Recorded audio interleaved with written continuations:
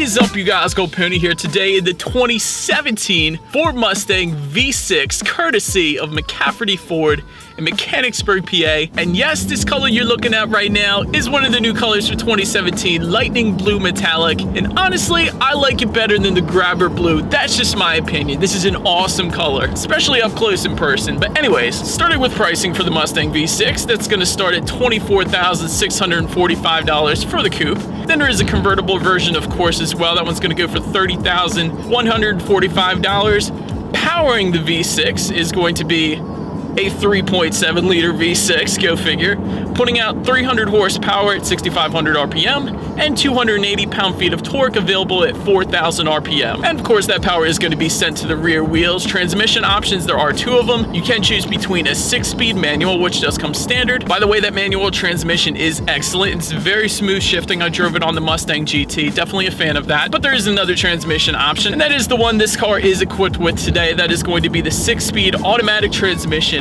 with paddle shifters. And miles per gallon are going to come in at 18 in the city, 27 on the highway, and since this is the V6, this is the only Mustang that takes regular gas. Anyways, now back to those paddle shifters real quick. I just put it in paddle shift mode, and unfortunately right now I got some horrible traffic in front of me, so I left it in third gear and it didn't shift for me. I love that. I love when paddle shifters do not try to take control and tell me what to do, because when I put it in paddle shift mode, I'm doing so because I want to have control of the shifting, and the Mustang pulled through for me there by not shifting for me, so thank you, Ford. But now one of those things I always like to test out here is, let's see how quickly these paddle shifters are going to react for me.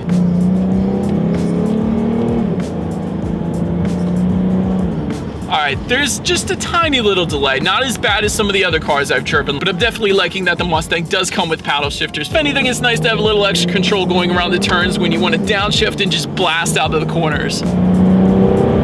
Anyways, now that I'm cruising once again behind traffic, as far as visibility goes, I gotta say, with all the muscle cars that I've reviewed, I like the Mustang best when it comes to visibility. I got what I consider to be a pretty large rear window there, so I can see perfectly fine out the back. Side mirrors are also really nice, and there's also a smaller blind zone mirror as well in that side mirror, so a little extra visibility when you want to go to change lanes there. We'll say another thing before I do my little 0 to 60 run here. These are just the base seats on the Mustang that I have right now.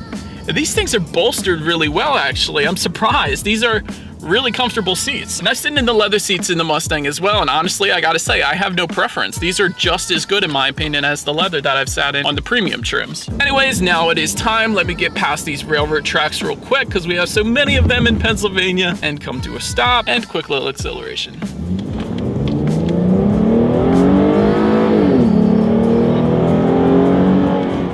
Pretty nice. Definitely not as fast as the GT, but it still delivers a good bit of power. Then anyways, continuing on up front, there are HID headlamps with the automatic feature, meaning when it starts to get dark out, the car is going to detect that and automatically turn on your headlights for you, so you don't have to think about that. Then around on the side, there are body colored side mirrors. Just below that, standard wheel size comes in at 17 inches. They're going to be the 5-spoke design that you're seeing there, but there are 18 and 19-inch wheel sizes available as an option on the V6 if you wanted to go that route. But then just behind the wheels, as far as the brake setup goes, up front, there's going to be 12.5-inch rotors with 2 piston calipers, and then in the back, again, there's 12.5-inch rear rotors with single piston calipers. And then around back, there is a standard deck lid spoiler delete. However, there is a rear spoiler available if you wanted it. And then, of course, there are those sequential tail lamps as well. They are LED. Just one of those things that the Mustang has been known for. They always look good. Then below that, there is a dual exhaust setup. So as always, here is that exhaust clip.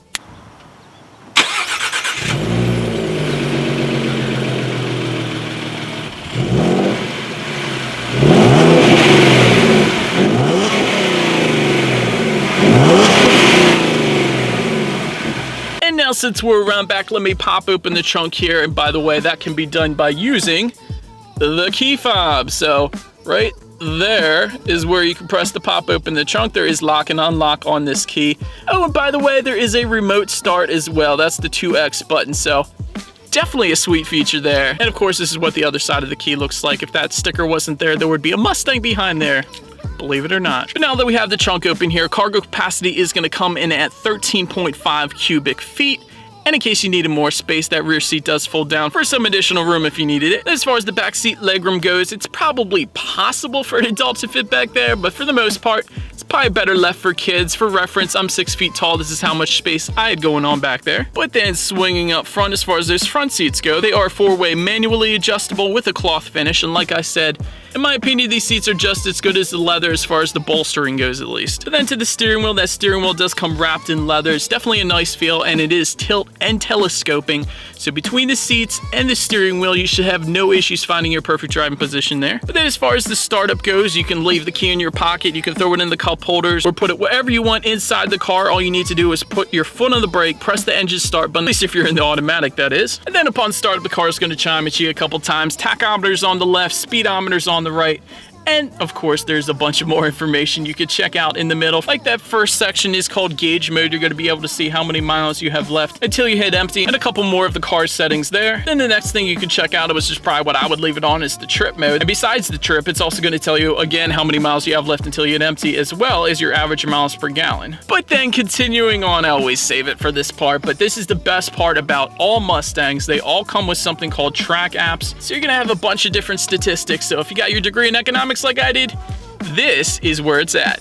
So anyways, that's going to include things like 0 to 30, 0 to 60. There's the quarter mile times, a bunch of awesome information like that. There's the brake performance, so 60 to 0 as well. There's going to be a lap timer. You can set that up if you like. Then there's a couple other settings as well you can mess around with there. Then overall, as far as the overall interior quality goes, I do like the little details, like on the passenger side, just above the glove box. There's the Mustang emblem there since 1964. That's pretty cool. Just below that, there's kind of a carbon fiber type of look. And the glove box is going to be a soft touch leather, as well as around the shifter as well. But then front and center on the V6, there is a standard sync system. And I remember really liking the Sync 3. So let me try out this standard sync system here. We'll see what we got going on. Baby, baby, I want something else.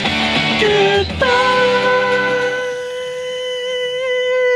That's old school. All right, sound system's definitely pretty loud. This one does come with the 6-speaker audio system. And you can see what station or CD or song is playing up on that sync system. That's pretty cool. It's also going to tell you the temperature and the time in the upper corners there. And then when you put it in reverse, there is a reverse camera, so you can see who or what is behind you, so you don't go running anything or anyone over. So as always, that kind of leads me into safety. So there are front, side, and side curtain airbags on the V6 here. And in the back, there is latch, aka lower anchors and tethers for children. So if you wanted to put a car seat back there, it is doable. Although you would probably have to fold this passenger seat up in order to fit it rear facing at least. Anyways, that is about it for this one, you guys. Thank you so much for watching. Be sure to like the video and subscribe.